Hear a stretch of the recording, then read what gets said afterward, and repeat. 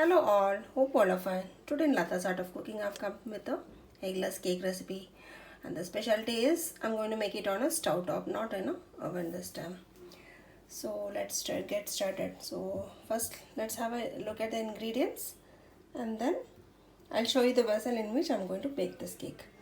So there's usually when I start baking the couple of times it has happened that whenever I start baking the cake, the power goes off and it becomes a flop. So today there's no fear. So if you don't have a oven, no problem. If you don't have an egg beater, that also no problem because you're going to use a hand whisker. So let's get started with the ingredients. So first let us look at the dry ingredients. In cake, it's divided into two. One is wet and a dry ingredients. So in dry ingredients, I have 1 cup of Maida or all-purpose flour. This is my 1 cup equals to 250 gram. So this is 1 cup of Maida, and this is 1 teaspoon of baking powder. Okay, always confused.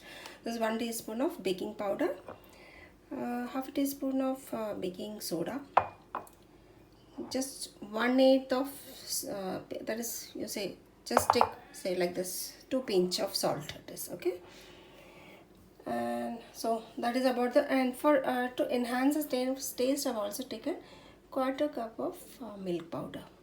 You may use it or you may skip it also. Okay, this will add some extra taste to it, that's why I've taken it. That's it about the dry ingredients. In wet ingredients, though sugar is in a solid form, it's always considered as a wet ingredient while making a cake. So I've taken half a cup of sugar, and this is half cup of curd. This, it's in a room temperature also. Don't use a sour curd.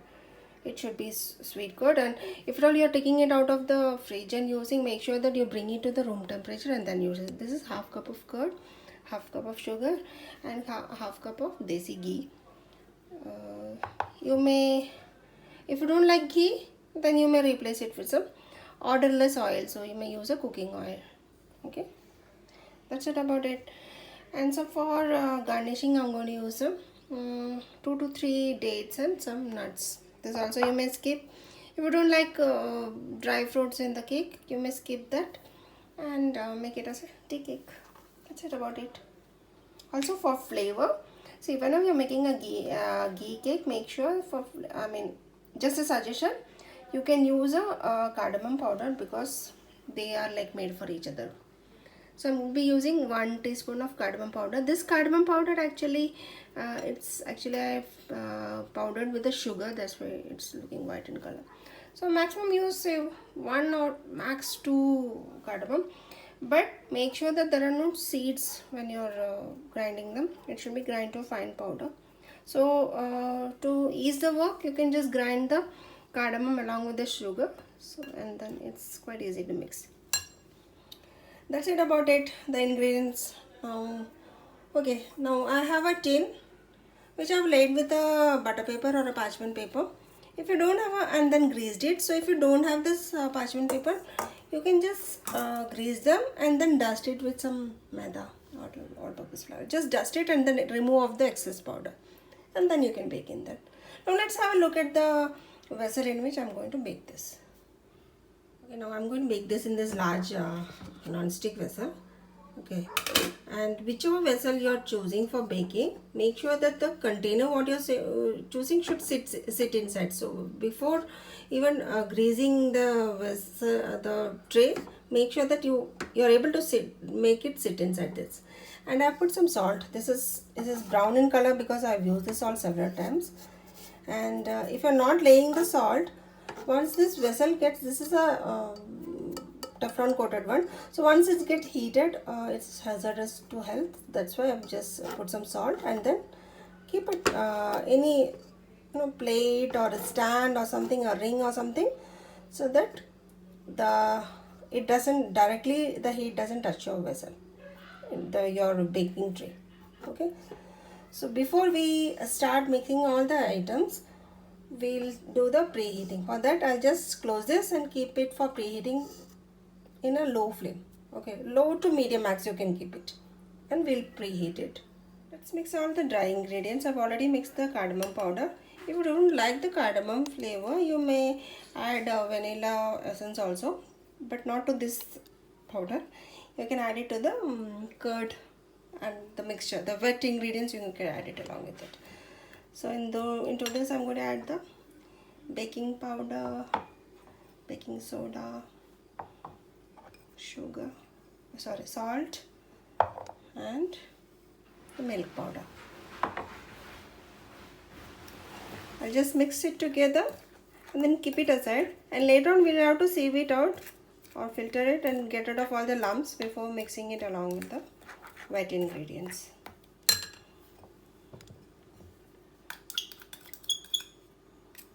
That's it. Now let's mix the wet ingredients.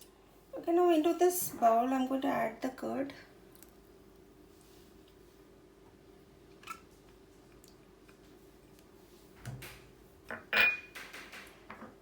Sugar. This is granule sugar, not powder sugar.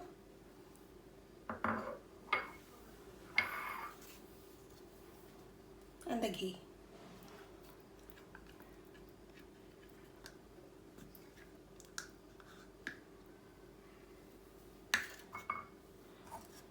Now we'll have to whisk this until the sugar gets completely dissolved in this.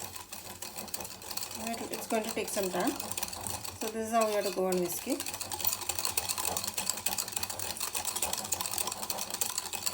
There should be no trace of sugar in this. Until then you'll have to mix it like this. So I'll come back once I reach the desired consistency. Combine the wet ingredients well. See, it has changed the color also. Now time to add the dry ingredients. And I had mentioned earlier, we need to filter this out to get rid of any lumps.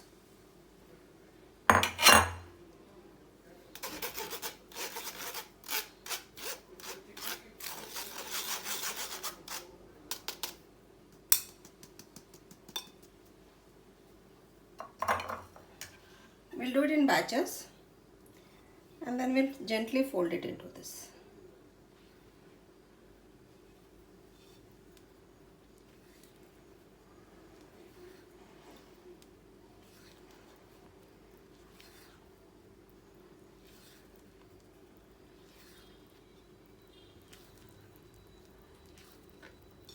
This is the cut and fold method.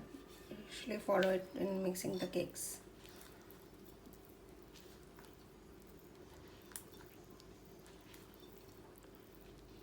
So this is how I'll just finish off with the remaining also. So here goes the last batch.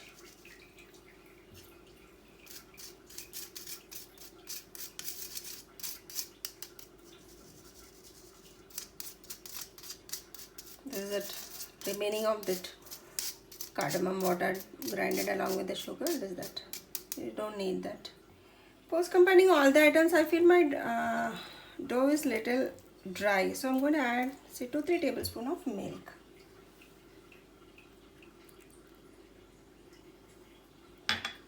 So whenever you feel that your dough is little dry, just dilute it with some milk. Don't add water, add milk.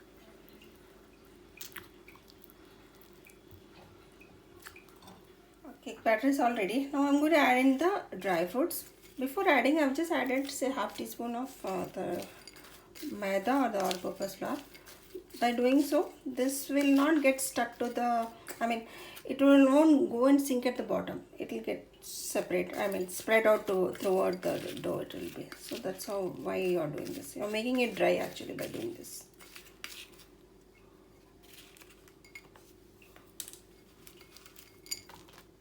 So let me fold this also.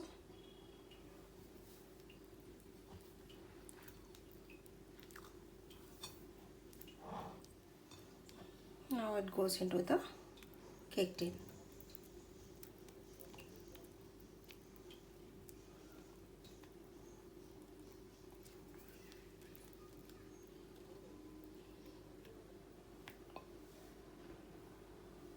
Now to even this and to let out all the air bubbles, just tap it twice or thrice.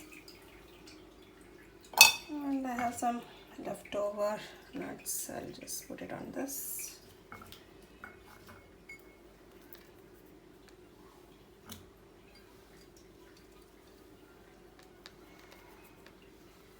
that's it. Now ready to bake. Okay, now I have kept it inside the vessel in which we are going to bake, and this will go on for baking for at least 40 to 45 minutes. And in between, if you want, you can just check it. For checking, you can use a knife or a toothpick. If it comes clean, it's fine. So we'll come back after 40-45 minutes.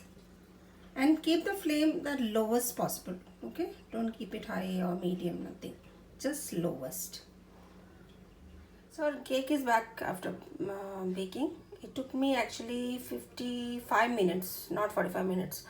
So just wait until it's actually baked. Okay, like oven, you cannot tell the exact time when it will get baked.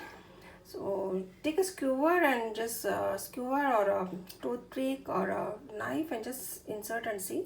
If it comes clean, then it's baked. Now let's allow it to completely cool down and then we will cut it.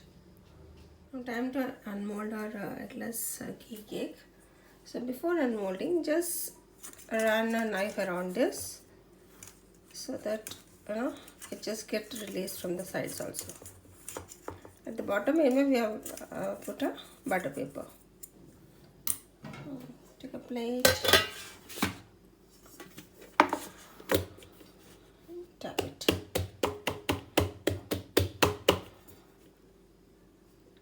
Ta-da! Surprise! So now let's remove all this butter paper. Okay, now I have unmolded it. Let me just cut and show you. So our chief guest has arrived to cut the cake. My husband is going to cut it.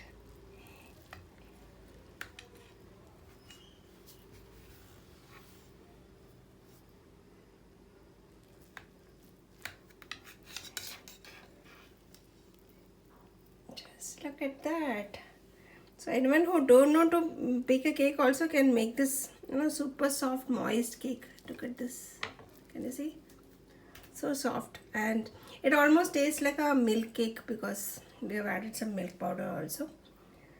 So please do try this and share your views with me. I'll be waiting for it. Please also subscribe my channel if you are new to my channel and leave your comments. So have a nice day. Happy baking.